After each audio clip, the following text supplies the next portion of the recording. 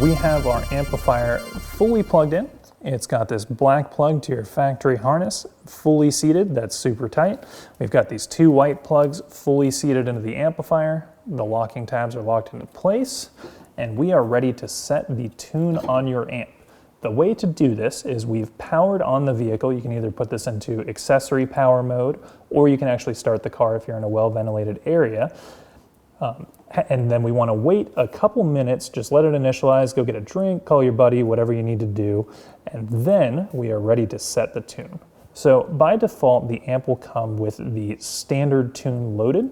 This is if you have these standard speakers and subwoofers in your car, you haven't done the BAVSOUND upgrades yet. We've still written a brilliant tune for that, designed specifically for those speakers.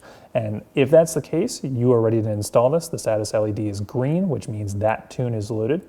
If you've done the BAVSOUND upgrades, meaning the speakers and subwoofers, or you have a Harman Kardon car, you're going to want to load the second tune, which is the orange status LED. All this is covered in the quick start guide included with your amplifier, and we really do recommend going and reading through that. Covers everything you need to know as well as this in detail, but we just wanted to show you the video here of how to switch these.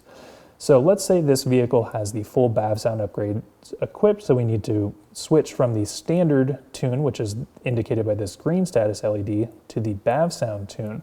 The way to do that is by holding this control button just for a second until we get two red LED flashes.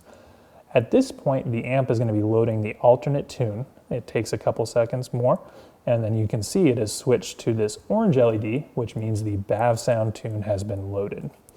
Now let's say you accidentally did this, or for whatever reason when you powered the amp on it was showing this orange LED, but you only have these standard speakers and subwoofers.